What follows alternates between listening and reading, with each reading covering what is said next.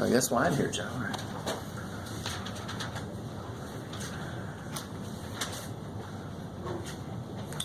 Rupinder. I think it's a common name, Indian name? I'm not sure. Okay. So obviously you got to look beyond a lot of things here. I don't know if they... No. Nowhere on here do they reference that it's coming from a normally distributed anything. So we're just going to assume that we're allowed to do this test. So what is the claim that's being made? Let's go through this step by step here. Step by step. So we still use the same steps. I'm just not going to... You still have to tell me what the claim is. What is the claim that's being made? The standard deviation is at most 3 minutes. Yeah, so how do I write that? Standard deviation. Less than. Yeah. What do I put here? I think I heard it. Sigma. It's always population. You never make a claim about sample because I can just look at the sample. My claim is the thing I'm looking at right now is this. Oh, that's good. Good job. Really good. Way to go out on a limb. Our claim is always about that which we can't see, which is the entire population. So I only ever have population symbols here. And it's at most 3. Okay, cool. So she's saying she's decently consistent. So are we cool with that? So first thing I always want to find for some kind of hypothesis test. So which one is that?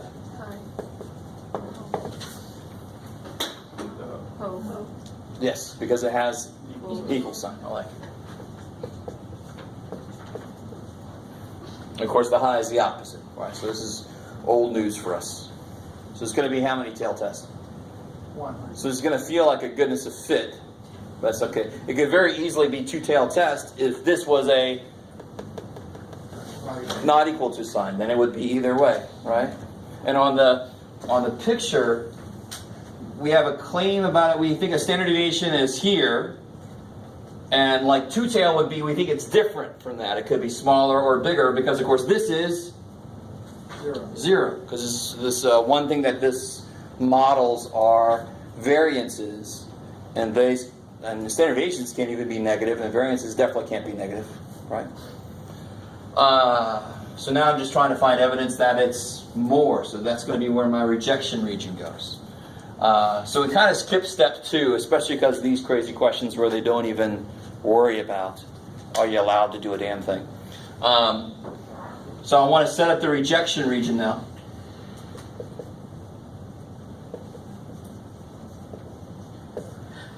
Do they give me a level of significance? I don't think any of these do they? No, so pretty much always use 0.05, which is kind of silly, but too bad for me. Yeah, okay. So if alpha is 0.05, right? So it's not, the only thing I have to worry about with a 2-tail test is I would have to take the alpha and split it in half, right? That's the only thing I really have to worry about when I'm looking them up. What's the degrees of freedom here? Good, because they only took 5 of erase time, so the degrees of freedom is 4. I like it. So can you look at that chi-square?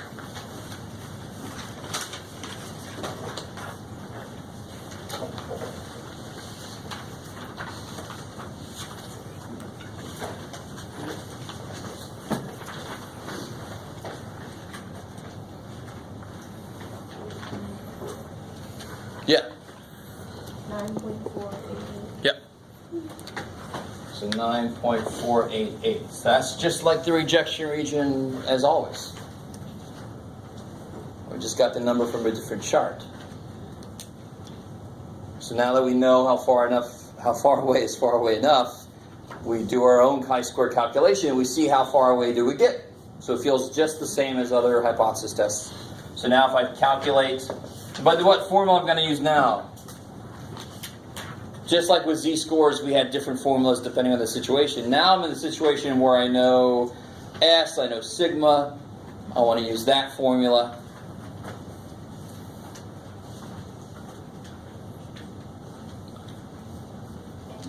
Yep, n-1. I like that. If my sample standard deviation was exactly the same as this,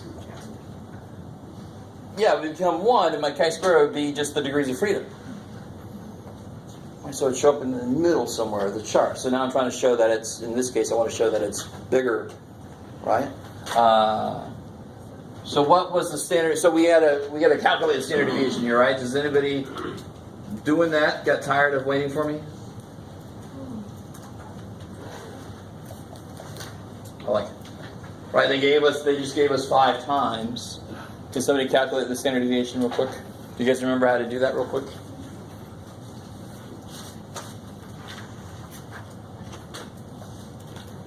Just put it into, do you want to see what I'm doing? Yes. Okay.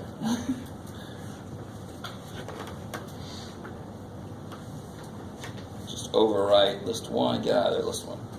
What do I have here? Where'd they go? Here they are. 55, 61, 58, 63, 57.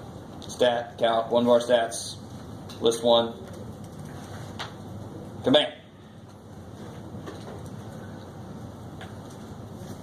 So what am I getting from that?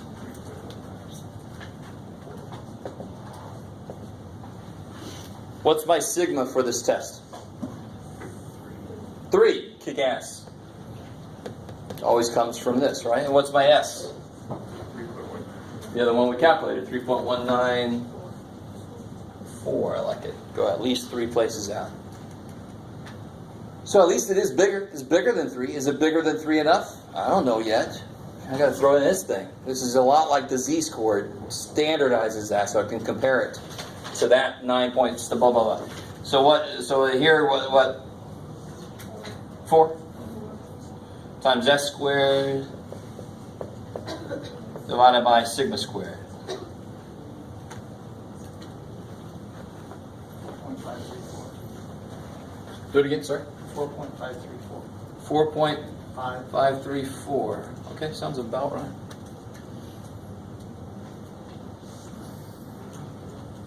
So it's just like we just calculated z star. Did we fall far enough away?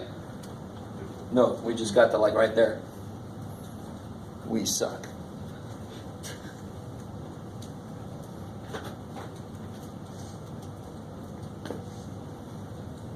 You know, if you want to really have a good scale, I guess it's more like right there. Blah, blah, blah. That's our chi-squared. So what does that mean? What was our claim? The null, right? That was our claim. It's less than 3. So did we find evidence? No. We failed. We failed to reject the claim that it's at most 3. We failed to reject that.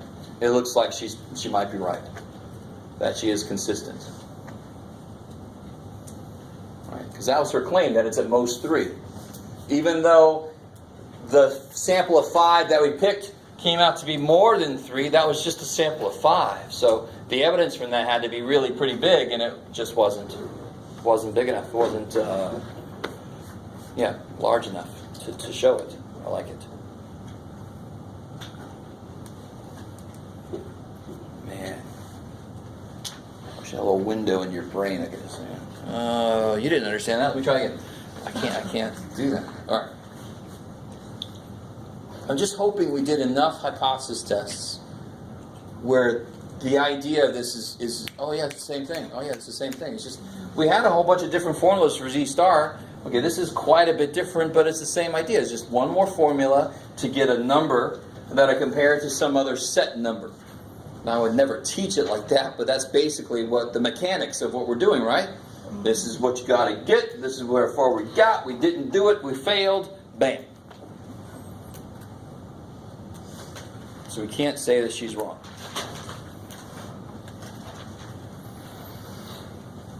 Yes, ma'am. So is there any specific wording you want us to say at the end? I'm getting a little more. In fact, if you said exactly what I just said, I would be okay. If we can't say she's wrong, I'm like, oh, that's awesome, because that's going beyond even just looking for the format of the. It's actually understanding that's the point of this question. We can't say she's wrong. That was her claim. We failed to reject it. We can't say she's wrong. I love it. That would kick so much ass. Now somebody's going to write that everywhere and like, it's got to be right sometime. There was no she in this problem. What are you talking about?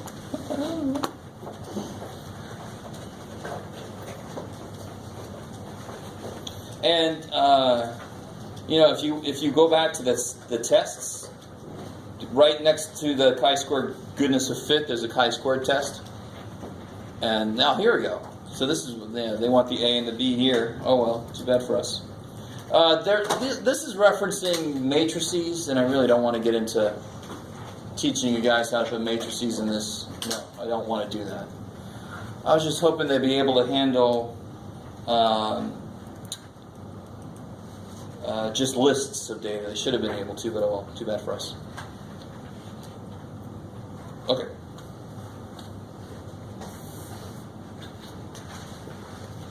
Yeah, okay, good. So anything else? I mean, that's exactly the kind of thing I'd want to see on the test. I probably will step you through. I'll ask you questions, again, just like I did with hypothesis tests, the same way. They'll just be a little more to the point. Goodness of fit tests, I really don't need more than what we did earlier, right? You show me the work, you show me your chi-squared, you show me the critical chi-square, you compare, and then you tell me, did you find evidence to say that they're different or not? That's all you got to say. Let's get to the point. I like it. So if there's no more questions on those things, I can open it up to anything. I mean, you've got the practice final. You know, like, I don't know, staring at you, looming over your head. Do you have the practice final? Let me see. Can we start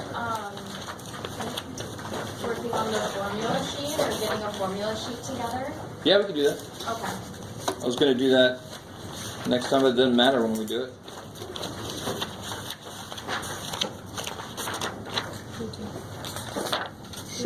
Sure. Okay, so formula sheet.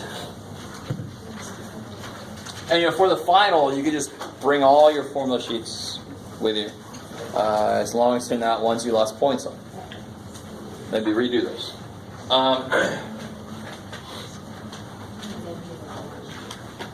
So to be honest, there's not very many formulas here. The line of best fit and the R values and all that kind of stuff, you have to know the process of how to do that, right? There's nothing from Chapter 12 that I can think of. You guys have a suggestion for Chapter 12 as far as a formula? If you say AX plus B, I have to go outside and cry. AX plus B. I'll be alright, I'm holding it in. Just like you, I'm learning from you guys. You show no emotion. I learned it from you. All right. So that's chapter 12 down.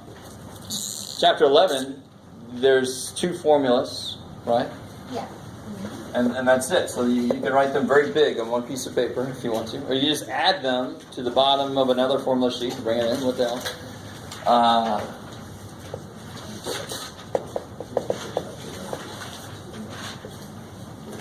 Yeah, there.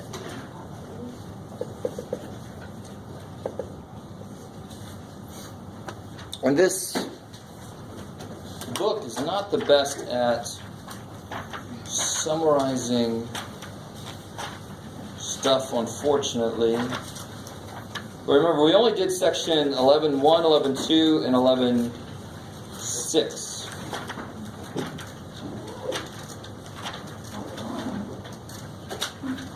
Yeah, there you go, okay. I just want to see they wrote theirs a little weird. They got a little K on theirs, but that's because it's... K is their degrees of freedom when they're talking about categories, and that actually is a thing you do in statistics in general. When you're talking about categories, it's not sample size anymore, so we call it K for the degrees of freedom, or the number of categories. That's the only weird thing that's on their formula that they have. But this is the formula. The other formula was the one we just used.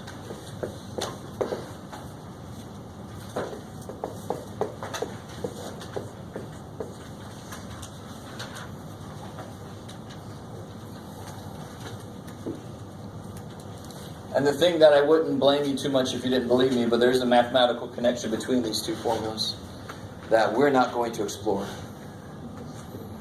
But there is.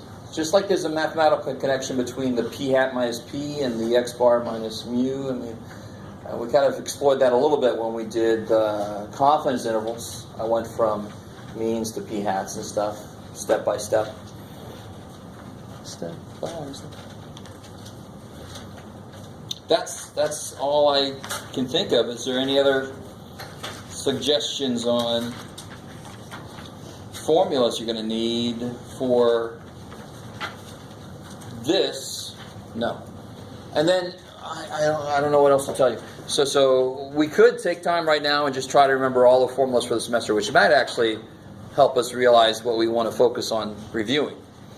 But you should have all your old formula sheets that you just bring in. But maybe that would be good to do. So that's the newest additions to our formula sheets, are these two. That's it. All right.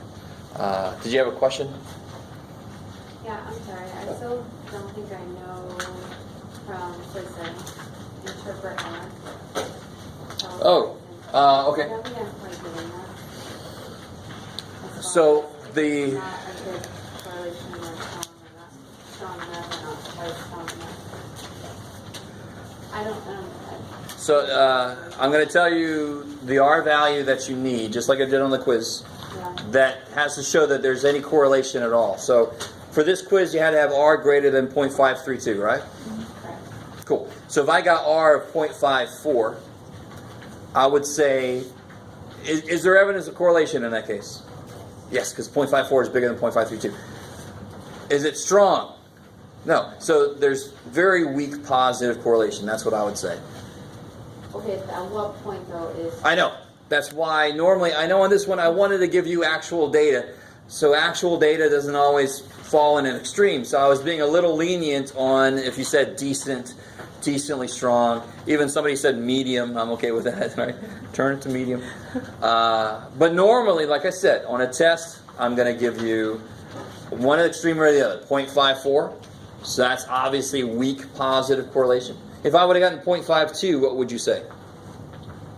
R, if I got R equal 0.52? No correlation. Beautiful, right? What if I got R equal 0.95? Strong correlation. There you go. That's the only two I'm going to let happen on the test, on the final. I'm only going to let one of those two extremes happen. Does that make sense? 0.84 is considered strong. Decently strong, medium. I was accepting a few different ways. See what I'm saying? I don't know. In order to use the line, to make predictions, I just need to have correlation. So 0.5321 would have been good enough to use the line. Correct. Good. I love it. So there you go. So when you say strong enough, I don't know what that enough means. You wrote it. I'm just using your words from like all the notes and stuff because that's what I thought you wanted. Well, I'm not sure, but what do you mean by that? Not strong enough. It's not the 9.5, but it's not 0.5. Oh, I see. So when you say strong enough, that the only enough that it could be referencing is can I use the line to make predictions? So if you say not strong enough, it sounds like it's not strong enough to use the line, but the correlation, I'm going to use the line. Right. There is correlation, Yeah. but it's not quite enough. To do what? To say it's like that perfect, strong, like, oh yeah. You know what I'm talking about? Like the 9.5. But did you say that? I would have understood what you meant. You said that. Not enough to say it's strong. I didn't say, oh yeah. All right. No. Did you say not enough to say it's strong? Yes, correct. You said that. I said not strong enough.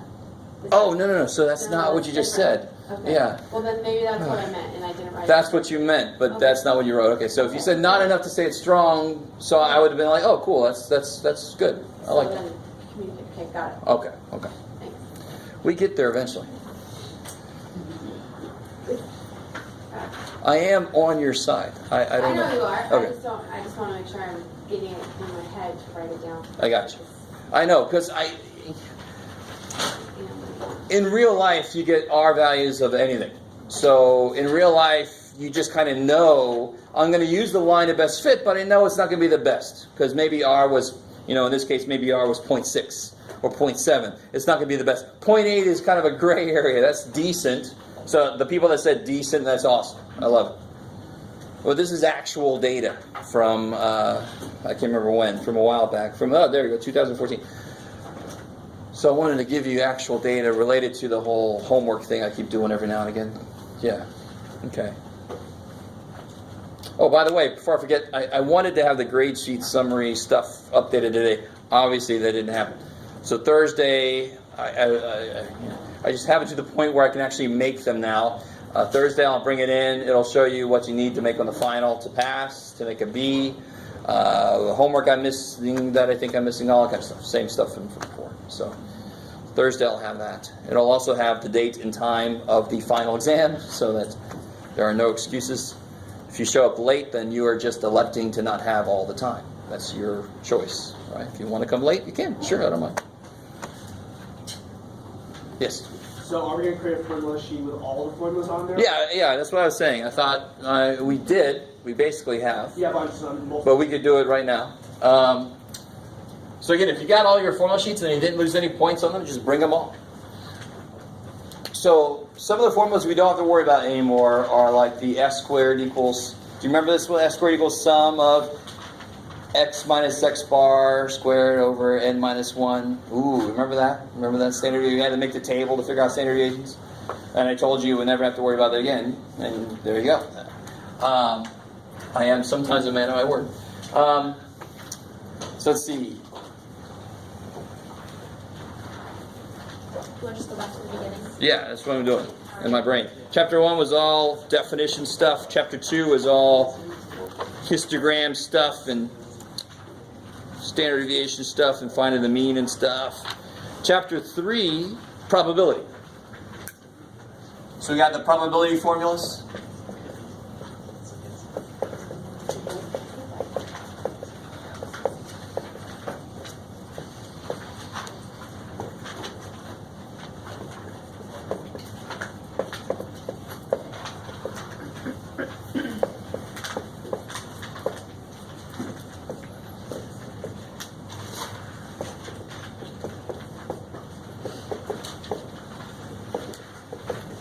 Stop there for a second.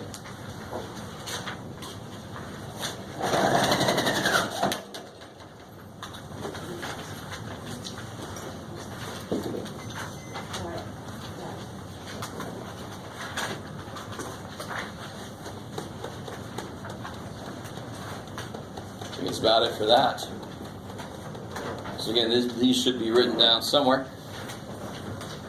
It's been a while since we did this, but it's going to show up back on the final again. Right? You can see that on the practice files, a little section of probability stuff. So that's all probability. Chapter 4, we get into probability distributions, I believe. Yeah, discrete random variable. This is where we do x, p of x kind of stuff.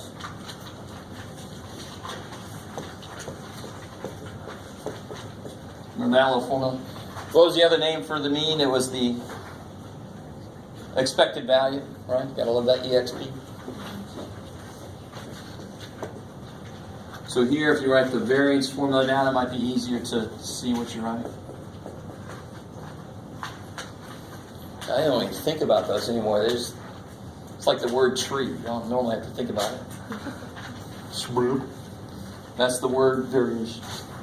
Let me see what else do we have there. Anything else for those? Not really.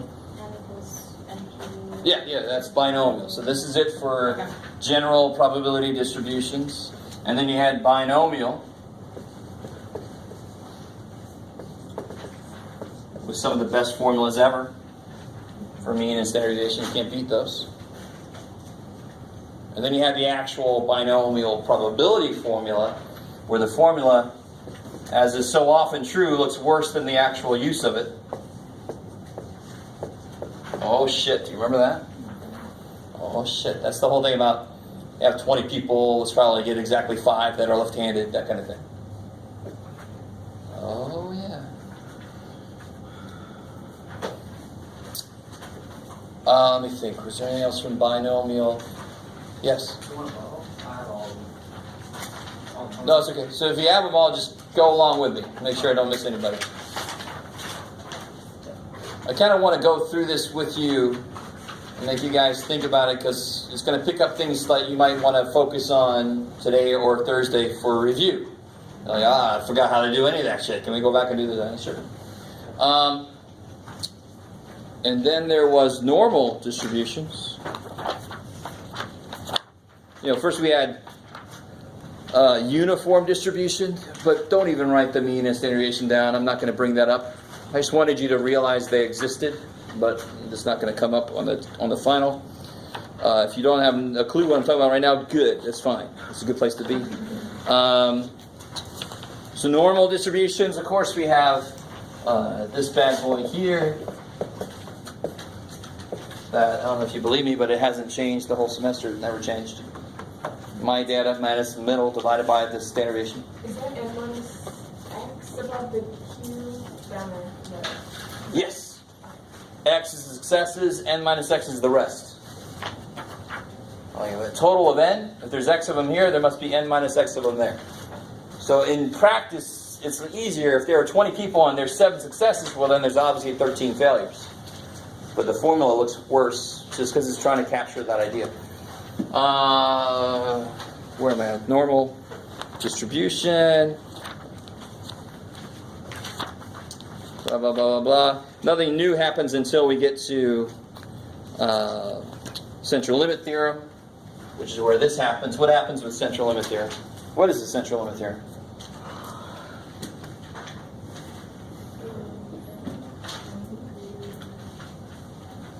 It's a cult, right? I knew stats was a cult.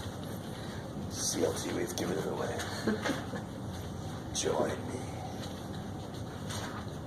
CLT, central limit theorem. Does anybody remember what that is at all? You guys are like, had to do with when I took samples and I was asking questions about the sample mean. What has to change? When you take a sample of 30 people? Yeah, sure. Take a sample of 80 people. And I say, what's probably that the average of those 80 people is 7, the average shoe size or whatever. What has to change? And in fact, we've been doing this a lot. So much you probably forgot it even happens. But, the standard deviation hasn't changed. All right, you take a sample and you ask questions about the sample mean. The picture gets skinnier. Because if you take 30 people, it's much less likely to have an average height of 7'10". Right? One person 7'10" is kind of unlikely. 30 randomly selected people with an average height of 7'10", that's insanity. That's not going to happen. And if it does, you're somewhere weird. Something has happened to you. Rod Sterling's going to come around the corner. Jeff knew he was short, but he didn't realize. Sorry. Horrible Rod Sterling. I didn't even try to impersonate the poor guy. Jeff knew it, young. Rod Sterling, you guys know Rod Sterling? Twilight Zone? No? All right. Yeah. You're all like, shut up, Jeff. Just do stats. All right. What else we got? Oh, so now that we're here, the formula, the z-score formula doesn't change, but if you want to write it again with x bar, because you got to change the standard deviation, that's the number you put in. It's the same stupid formula, though. Same formula. And then very soon after this, we got into confidence intervals. Make sure I'm not missing anybody. I don't think so.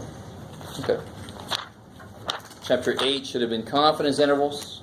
And we got our 5 formulas from there.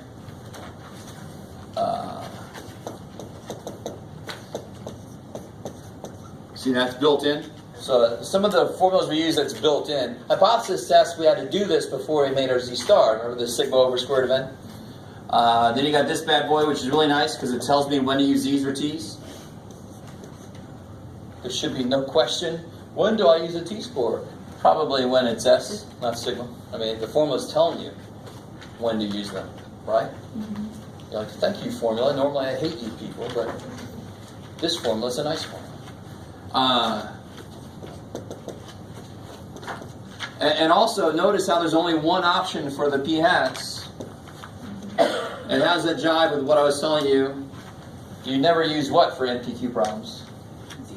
T-scores. You never use T-score. Always use Z-scores. And again, the formula, there's only one formula for p hat, so it's telling you use Z-scores for percentage problems. As long as what? You can't write this down on the formula sheet, but what's got to be true? It's greater than 5. It's P greater than 5 NP greater than 5. and NQ both bigger than 5. I like it. That's equivalent to sample size bigger than 30. It's the percentages answer to that. And then there's two more formulas for figuring out how large of a sample you need.